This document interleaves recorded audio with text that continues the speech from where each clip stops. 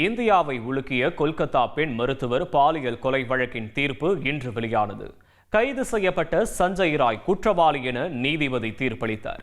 இன்று நீதிமன்றத்தில் நடந்தது என்ன என்பதை விவரிக்கிறார் எமது சிறப்பு செய்தியாளர் சலீம். முதல்ல நீதிபதி இன்று சஞ்சய் ராய் குற்றவாளி என்று சொன்னதும் சஞ்சய் ராய் சும்மா இருக்கவில்லை. உடனே நான் இந்த குற்றத்தை செய்யவில்லை, என்னுடைய கழுத்தில் ருத்ராட்ச மாலை அணிந்திருந்தேன், ஒருவேளை நான் இந்த செயலை செஞ்சிருந்தா அந்த மாலை அறுபட்டு இருக்கும், அது மட்டும் இல்லை இதில் சம்பந்தப்பட்டவர்களை ஏன் நீங்கள் விட்டுவிடுகிறீர்கள், ஒரு ஐபிஎஸ் அதிகாரிக்கு எல்லாம் தெரியும், என்னை ஏன் பேச விட மாட்டேன்றீங்க அப்படின்னு சொல்லி அவர் கேட்ட உடனே நீதிமன்றமே அதிர்ந்து போனது. என்னடா இப்படி சொல்றாரு அப்படின்னு சொல்லிட்டு உடனே நீதிபதி என்ன சொல்ல போறார் அப்படின்னு சொல்லி எல்லாரும் நீதிபதியை பார்த்தாங்க. நீதிபதி என்ன சொல்லிட்டார், உங்களுக்கு பேச அவகாசம் தரும், நாளை மறுநாள் அதாவது திங்கட்கிழமை நீங்க நீதிமன்றத்தில் உங்களுடைய வாக்குமூலத்தை பதிவு செய்யலாம். 12:30 மணிக்கு இந்த வழக்கின் விசாரணை நடைபெறும். நீங்க நீதிமன்றத்தில் என்ன சொல்லணுமோ சொல்லுங்க, அதன் பிறகு தீர்ப்பு உங்களுக்கு என்ன தண்டனை என்பது வாசிக்கப்படும் அப்படின்னு சொல்லிட்டார். இந்த வழக்கின் பின்னணியை நாம் பார்த்தோம் அப்படின்னா ஒரு 5 மாதம் முன்னாடி போனாங்க. அதாவது ஆகஸ்ட் 8ஆம் தேதி ஒரு கொடூர சம்பவம் அரங்கேறுகிறது. கொல்கத்தாவில் ஒரு அரசு மருத்துவமனை 3வது மாடியில் பணியில் இருந்த பெண் மருத்துவர் கொடூரமாக கொலை செய்யப்பட்டார். அதாவது அரை நிர்வாணமாக அவருடைய உடல் செமினார் ரூமில் இருந்தது.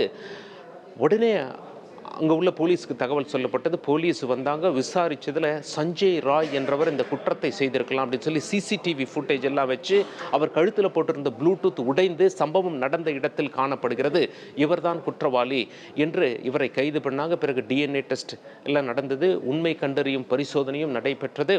முதல்ல உள்ளூர் போலீஸ் தான் விசாரிச்சாங்க. இந்த வழக்கு நடந்த உடனே மேற்கு வங்கத்தின் முதலமைச்சர் மம்தா பானர்ஜி சொல்லிட்டாங்க, உள்ளூர் போலீஸ் நீங்க ஒரு வாரத்தில் கண்டுபிடிக்கலன்னா வழக்கு சிபிஐ கிட்ட ஒப்படைக்க வேண்டியிருக்கும் சொல்லி மறுநாளே உள்ளூர் போலீஸ் சஞ்சய் ராயை கைது பண்ணிட்டாங்க. போலீஸினுடைய நண்பனாக இருந்த சஞ்சய் ராய் நிறைய அதிகாரிகளோட தொடர்பு இருந்ததாக சொல்லப்படுகிறது.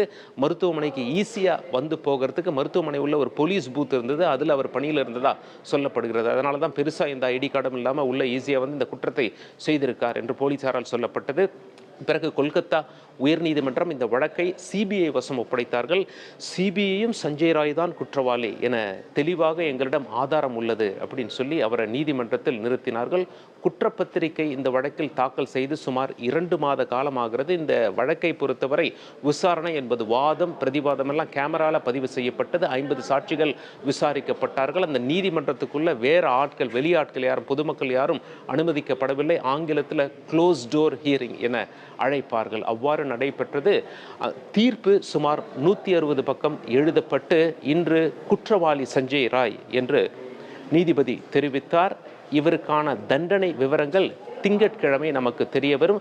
சஞ்சய் ராய் தன்னுடைய தரப்பில் யாருடைய பெயரை எல்லாம் சொல்லவிருக்கிறார் என்று சுவாரஸ்யமும் எழுந்திருக்கிறது. யார் இந்த ஐபிஎஸ், சஞ்சய் ராய் சொல்லும் ஐபிஎஸ் என்ற கேள்வியும் எழுப்பப்படுகிறது.